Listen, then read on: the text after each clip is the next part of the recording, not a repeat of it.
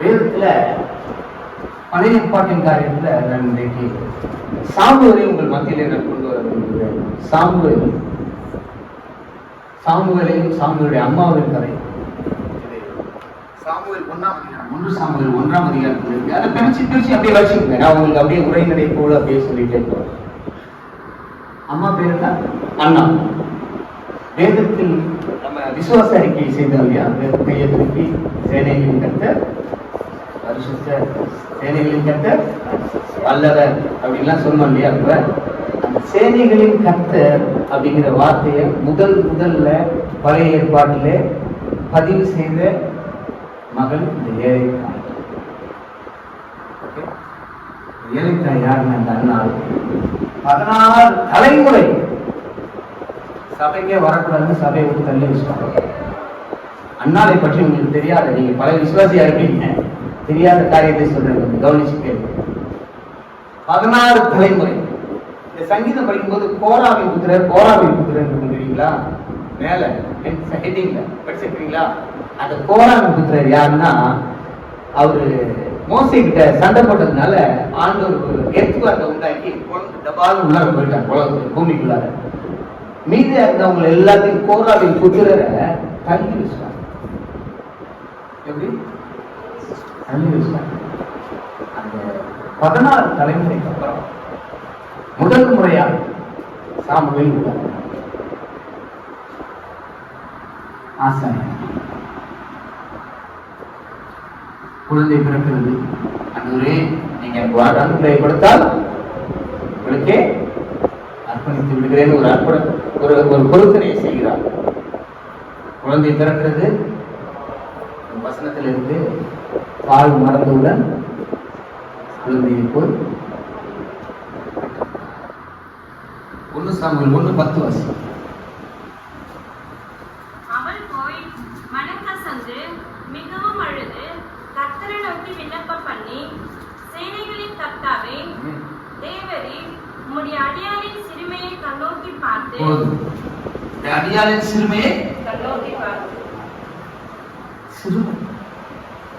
அடியாளின் சிறுமை சேனைக்கு கர்த்தருக்கு அவர் போய் மனம் கசந்து வேண்டுதல் செய்கிறார்.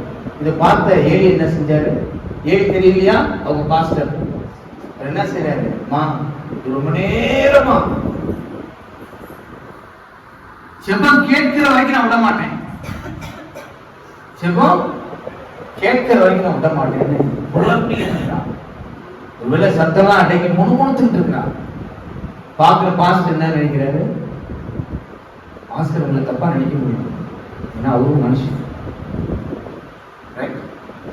மனித உணர்வு அவருக்கு பசி இருக்கு. அவர் வீட்டில் மட்டும் இட்லி வேற எதுல ஆவையில் வைக்கல, நீதான் வைக்கதான் வைக்கிறது. அவர் வீட்டில் பாஸ்டர்கள் மனிதர்கள், அவருடைய உணர்வு இருக்குது. அவர் என்ன செஞ்சாரு? அம்மா தண்ணி அடிச்சுட்டு போதையில இவ்வளோ பரிசுத்தமான வாழ்க்கை மிஸ் அண்டர்ஸ்டாண்டிங், மிஸ்இன்டர்பிரேஷன் பாஸ்ட் மூலமா வரணும். அவங்க சொந்த நாத்தனார், சொந்த சகோதரி, சொந்த ரத்தம், சொந்த தம்பி, சொந்த அண்ணன் நம்ம தப்பா நினைச்சிட முடியும், தப்பா விமர்சிச்சிட முடியும். புரியுதுங்களா? உங்க வாழ்க்கையில் நீங்க அனுபவப்பட்டிருக்கீங்க. ஒரே வீட்டில் இருக்கிற ஒரே தட்டில் சாப்பிட்ட ஆளுங்க நம்மை வேறு விதமாய் புரிந்து கொள்ள முடியும். ஆனாலும் ஜெபத்தை எனக்கு பதில் கிடைக்கும் வரை செபித்து அண்ணாவிடத்துல கற்றுக்கொள்ள வேண்டிய முதல் பாடம் ஜெபம், 2வது பாடம் அர்ப்பணிப்பு, சாக்ரிஃபைஸ். அர்ப்பணிப்பு உடையதை கர்த்தருக்கு ஒப்பு கொடுத்து அந்த 2 பால் மறந்த குழந்தையை விட்டுட்டு அந்த அம்மா திரும்பி வந்தாங்க.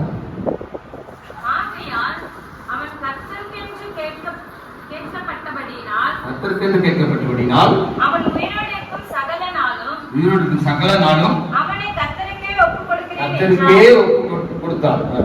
அவன் அங்கே கர்த்தரை பணிந்து கொண்டான். 1 சாமுவேல் 2:18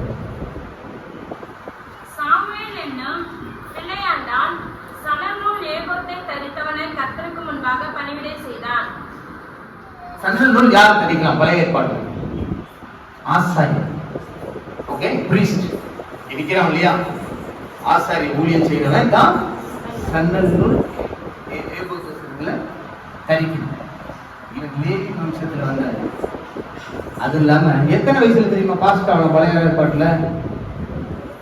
இயேசுவே அது கீழ்படிஞ்சார். சொல்லுங்க, அப்ப கரெக்டா சொல்லிடலாம். எத்தனை வயசுல பாஸ்ட் ஆகக்கூடிய தகுதி? பிரீஸ்ட், ராயல் பிரீஸ்ட் சொல்றாங்க இல்லையா, பிரீஸ்ட் லேவியர்கள் ஆசாரியர்கள். எத்தனை வயசுல? 30 வயது. ஆசாரியனுக்கு பேசிக் அவனுடைய வாழ்க்கையை கத்துக்கணும். சின்ன பிள்ளை எல்லாம் விடக்கூடாது.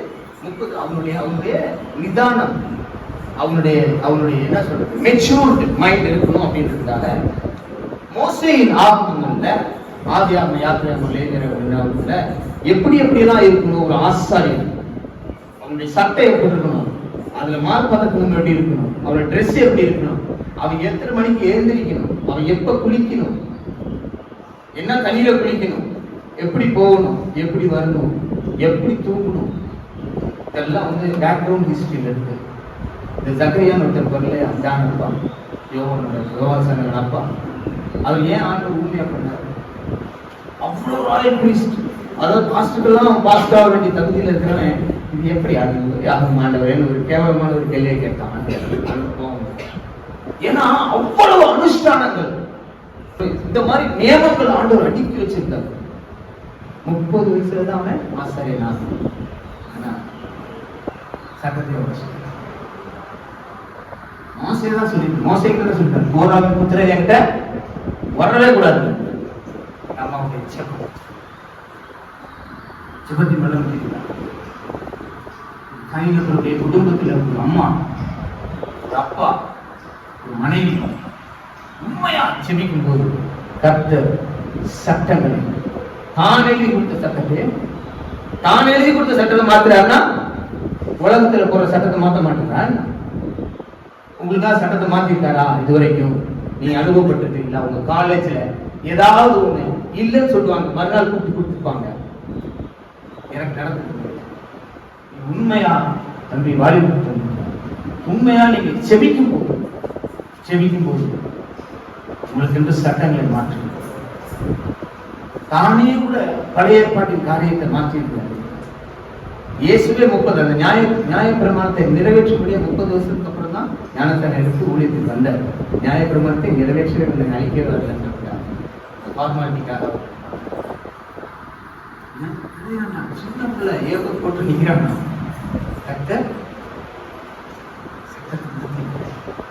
சாமுவேல் யாருன்னா படிங்க, 1 சாமுவேல் 3:20. சகல இஸ்ரவேலுக்கும் எங்கேருந்து எங்கேயா, காஷ்மீர்ல இருந்து கன்னியாகுமரி வரைக்கும், மெட்ராஸ்ல இருந்து கன்னியாகுமரி வரைக்கும், இல்ல எங்க ஊர்ல நாகப்பட்டினம் வேளாங்கண்ணி வரைக்கும், கடற்கரை வரைக்கும், இந்த எண்ணில இருந்து இந்த இடத்து வரைக்கும் எல்லாத்துக்கும் யாரு? சரி, முதல் ராஜா யாருக்கு இஸ்ரவேல்?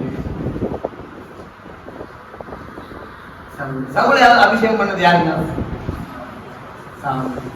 அப்ப சவுலுக்கு முன்னாடி யாருக்கு ராஜா?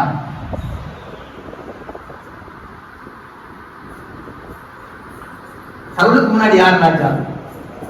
ராஜாவே இல்ல. இவன் தான் நியாயாதிபதி, இவன் தான் தீர்க்கதரிசி, இவன் தான் ராஜா. புரியுதா? இவன் தான் நியாயாதிபதி, நியாயம் விசாரித்தான், இஸ்ரவேலை நியாயம் விசாரித்தான், ஜட்ஜ், ராஜா மாதிரி. அதைத்தான் நம்ம வெளிப்படுத்துறது. 6 படிக்கிறோம். நம்மிடத்தில் அன்பு கூர்ந்து நமது ரத்தத்தினாலே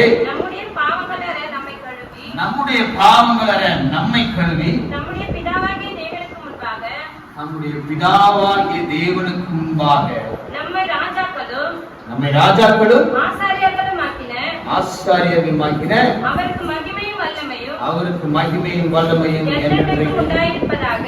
ஆமென். புரியுதா? நம்ம யாரா வச்சிருக்க? சாமுவேலை போல ராஜாவும் நம்ம தான். ராஜா ஒரு புரிந்து கொள்ளுதலுக்காக சொல்றேன். உலக பிரகாரமான ஆசீர்வாதம் அதிகாரம், ஆசாரியம், ஆவிக்குரிய ஆசீர்வாதங்கள், ஆழங்கள், கர்த்தர் கூட இருக்கிற நெருக்கம், மகா பரிசுத்த ஸ்தலத்துல போய் பேசுறாங்க. எல்லாரும் போக முடியாது. நெருக்கம். உங்க வீட்டுல வெளியில ஒரு மீன் தானே, அவன் அப்படியே ரோட்டோட அனுப்பிடுவீங்க. பக்கத்து வீட்டு அக்கா வருவாங்க, பருப்பு கேட்டு வெளியில உட்காந்து திணையில இருந்து போயிடுவாங்க. பில்லு கட்டணும், எலக்ட்ரிக் பில்லு இது போடுறவன் எப்படி வந்து வச்சுட்டு போயிடுவான். ஒரு சிலர் பெட்ரூம்குள்ள கூட்டு போய் லாக்கரை திறந்து வைப்போம். போன வாரம் வளையல் வாங்கினேன், சாயா இருக்கா சில இவ்வளவு சேதாரம் வாங்கிட்டாங்கக்கா, நல்லா இருக்கா பாருங்க, மாடல் நல்லா இருக்கா சொல்லுங்க, நீங்க இங்கெல்லாம் கரெக்டா சொல்லுங்க அப்படின்னு யாருக்கு கேட்பீங்க? க்ளோஸா இன்டிமசில இருக்கிறவங்க, உங்க நாத்தனாரோ உங்களுக்கு க்ளோஸா, உங்க ஃபேமிலிலேயே உங்களுக்கு க்ளோஸா யாருக்கா? உங்க தங்கச்சி ஊர்ல இருந்து வந்துருக்காங்க, மாமா போன வருஷம் கல்யாணம் இருக்கு. ஆசாரியம் நெருக்கமாக மகா பரிசுத்த ஸ்தலத்தில் வெளியில் இருப்பாரு. மகா பரிசுத்த ஸ்தலத்தில் நம்மை பார்க்க நன்மை நன்மை நன்மை. சபைக்கு எவ்வளவு லேட்டா வர்ற, எவ்வளவு உதாசீனமா வர்ற. யோகை 1:6 சொல்றாரு, பிதா தன் பிள்ளைக்கு பிள்ளை தன் பிள்ளை கனப்படுத்துறது போல கனப்படுத்தல, எஜமான ஊழியக்காரன் எஜமான கனப்படுத்துற மாதிரி பண்ற. மாடு தன் எஜமான, கழுதை தன் எஜமான இருக்குது. எஜமானுக்குரிய மரியாதை எனக்கு இல்ல, அப்பாவுக்கான மரியாதை எனக்கு இல்ல, ஆண்டவருக்கான மரியாதை இந்த யோகை 1:6 உங்களுக்கு தெரிஞ்ச வசனம் தான் இல்ல. கழுதை தன் எஜமானின் முன்னாடியே நம்ம எவ்வளவு லேட்டா வரோம், ஆனாலும் நம்ம யார் என்று வச்சிருக்கிறாரு? ராஜாக்களும் ஆசாரியரும் ரத்தத்தினாலே, தம்முடைய ரத்தத்தினாலே கழுவினார். அடுத்த தடவை நீங்க லேட்டா வரும்போது, என் ரத்தத்தினாலே என்னை கழுவின என் கர்த்தருக்காக நான் லேட்டா வரேன் அப்படின்னு சொல்லிக்கிட்டே உள்ளது. சரியா? அப்படி அல்ல, உங்களை ராஜாக்களும் உங்ககிட்ட தான் பொறுப்பு இருக்கு. ஜெயம் எங்க இருந்து வரும்? தேவனால் பிறந்ததெல்லாம் உலகத்தை ஜெயிக்கிற ஜெயம்னா இவ்வளவு பெரிய ரட்சிப்பை உதாசீனப்படுத்துற ஒரு ஜனமாய் நாம் இருந்தோம்னா தண்டனைக்கு எவ்வளவு பெரிய இடத்துல வச்சிருக்கிறார் தெரியுங்களா? அவங்க என்னைய வளர வேண்டும், பெருக வேண்டும், ஆசாரியம் இரட்டிப்பான பலிகளை செலுத்த வேண்டும், உங்களுடைய ஜெப ஜீவியம் இரட்டிப்பா மாறியே ஆக வேண்டும். உங்களுடைய நீங்க கொடுக்கிறது இரட்டிப்பா பெருக்கத்துல மாறணும். ஜெபத்துல, ஆராதனையில, துதியில, எல்லா விஷயத்திலையும் கொடுக்கிறவங்களா மாறணும்.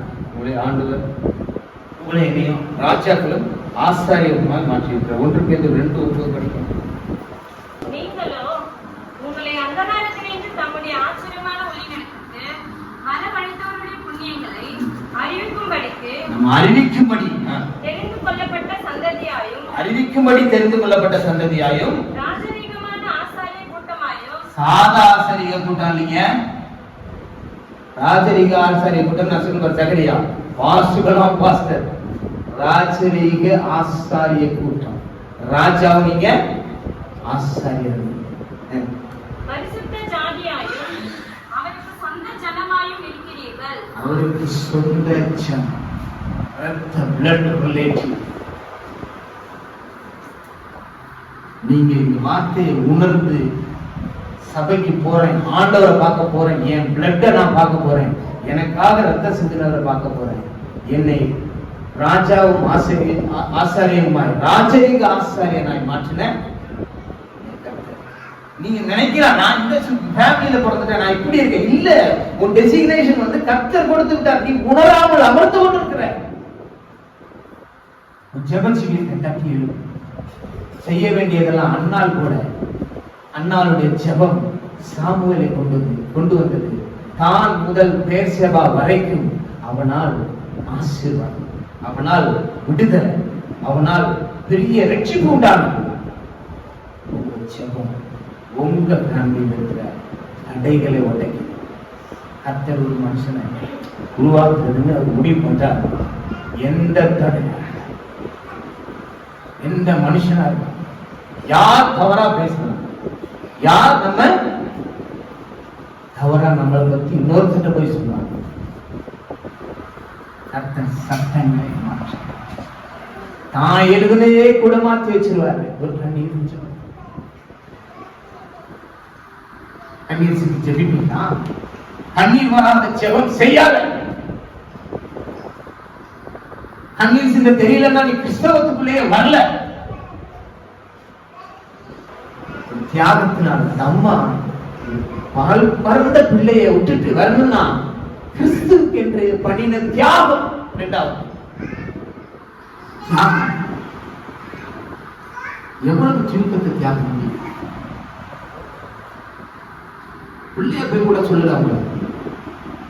உங்க சுய கௌரவத்தை எவ்வளவு தியாகம் பண்ணிருக்கீங்க? ஃபேமிலியை கட்டுறதுக்காக, உங்க ஊழியத்தை கட்டுறதுக்காக, உங்க மொபைல எவ்வளவு தியாகம் பண்ணிருக்கீங்க? ஒரு மொபைல்ல சராசரி கணக்கு சொல்றாங்க, ஒரு நாளைக்கு 3 to 4 மணி நேரங்கள் 10 நிமிஷமா நம்ம இடையில நம்ம யூஸ் பண்ணா கூட 4 மணி நேரம் யூஸ் பண்றோம். மிக ஆபத்தான நிலையை நோக்கி மனித சமுதாயம் நகர்ந்து கொண்டிருக்குதுன்னு சொல்றாங்க. மொபைல் கண்டுபிடிச்சோம், இன்டர்நெட் கண்டுபிடிச்சோம், வீட்டுல இன்டர்நெட் இல்லையா? ஏன்னா இது ரொம்ப பயங்கரமானது. அவங்க மைக்ரோசாஃப்ட் காரெல்லாம் அதை யூஸ் பண்ண சொல்றாங்க. நாம இதை தூக்கிட்டே இருக்கோம். ரீல்ஸ், யாரோ ஒருத்தர் ஆட்டக்காரி நடனக்காரி போடுற ரீல்ஸை பார்த்துக்கிட்டோ இல்ல நம்மளும் ரீல்ஸ் போடுறவங்களாப்போ நல்ல கண்டென்ட் கொடுத்தா சரி, சமுதாயத்தில் மாற்றங்களை ஏற்படுத்த முடியாமல் இருக்கக்கூடிய காரியம். நீங்க அதெல்லாம் செய்யுங்க. Extra curricular activity, business, job எல்லாம் இருக்கட்டும். கர்த்தருக்குள்ளாக நீங்க ஜெப ஜீவியத்திலேயோ கர்த்தர் கொடுக்கிற கணம் நீங்க கொடுக்கலன்னா நீங்க கேட்கும்போது நான் என்னை தேடுவாங்க, என்னை கண்டறிவாங்க. என்னை உதாசீனப்படுத்தினாங்க, நானும் அவங்கள உதாசீனப்படுத்துவேன். கூப்பிடுவாங்க, சரி கொடுக்குன்றது. ஆனா இவ்வளவு பெரிய ரட்சிப்பை, இவ்வளவு பெரிய ஸ்லாக்கியத்தை, இவ்வளவு பெரிய தகுதியை உங்களுக்கு வைத்திருந்து அதை நோக்கி நீங்கள் ஓடாமல் இருந்தீர்கள் என்றால், அதை நோக்கி வளர்த்துக் கொள்ளாமல் உங்களை இருந்தீர்கள் என்றால், ஒரு பணக்காரன் இருக்கிறான், 21 வயசு ஆனோன்னு இந்த பையனுக்கு இத்தனை மில்லியன் எழுதி பேங்க்ல அவன் செக்ல போட்டு வச்சிருக்கான். உயிர் அவன் மெச்சூரிட்டி ஆனாதான் அது செல்லுபடி ஆகும்.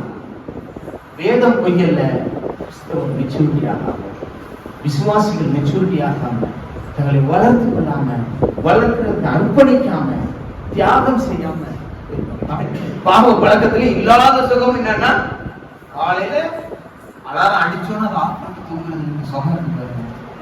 உதறி தள்ளி 5 மணிக்கு நேசரை நான் கேட்டு வாலிப பிள்ளைங்க கேட்டு